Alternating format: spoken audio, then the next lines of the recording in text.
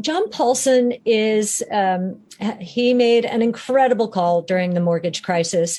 He has been a gold bug, I would say, for most of his career.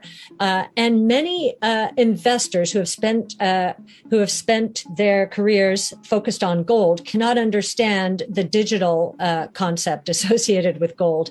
What we think he's missing is this is much more than just a store of value or digital gold. Bitcoin in particular is a new global monetary system. It's a rules-based monetary policy, which is completely decentralized and therefore is not subject to the whims of policymakers. In fact, it's a hedge against the whims of policymakers, especially in emerging markets. And as far as other crypto currencies, Ether being the biggest, we're seeing the DeFi movement, decentralized finance. Again, Chairman Gensler is going to take a close look at it, which I think will be good. Let's just get the regulators on board, because at the end of the day, what we think decentralized finance is doing is taking the friction out of a lot of financial services and taking a lot of the middlemen out of financial services.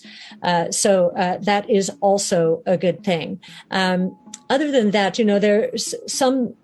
I don't know how closely John Paulson and some of the other naysayers have looked at it, but I know there have been conversions. Ray Dalio has been a conversion, Stanley Druckenmiller, and these are very thoughtful investors who at one point thought Bitcoin was a Ponzi scheme, and in some cases, and have been converted. And I think one of the reasons they have been converted is when you think about what blockchain technology is doing, it is putting into place via the internet the payments ecosystem that was not put in place in the early days of the internet because it was never conceived with commerce in mind. It was for defense departments and intelligence. It was for academics. It was for information exchange, not commerce.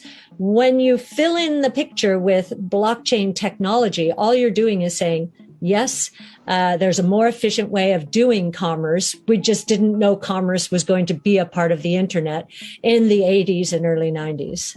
KYC, AML, so know your customer, anti-money laundering is good for the ecosystem. I do believe that is true. Before we continue, help us by smashing that YouTube like button and subscribe now to this channel. This shows the algorithm that you value the information, and it helps us spread this message. Sharing is caring. Please like and subscribe now. Thank you. And now, let's continue.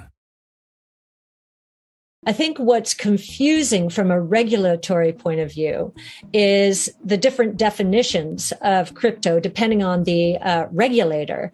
So the SEC, in terms of Bitcoin, has described it as not a security.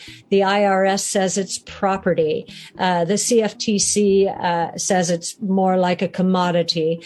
And I think if regulators get together and agree on what exactly these cryptocurrencies are, how to define them, that will be a good thing. Just certainty will be a good thing for this ecosystem. I think two things. That's what makes a market.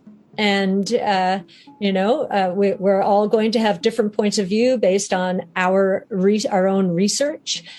So I like the fact that, markets are being made around this controversy. We want the controversy to be out there.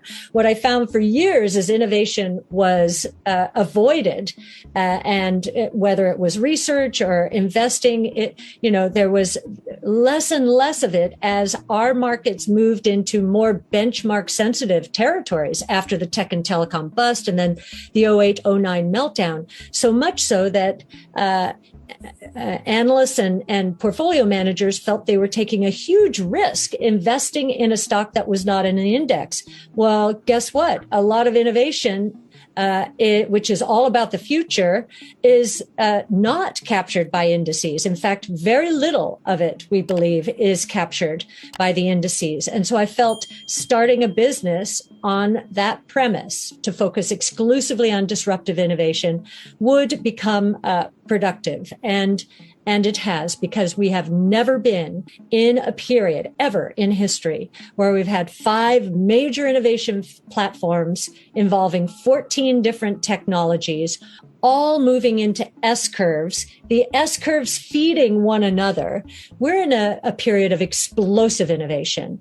And so, I think that as more and more investors and analysts do the research that we're doing, we feel one of our missions and values is to educate, because we feel like there's been a dearth of education in the financial markets around innovation because of this backwards looking, benchmark sensitive style that evolved out of 2 crashes.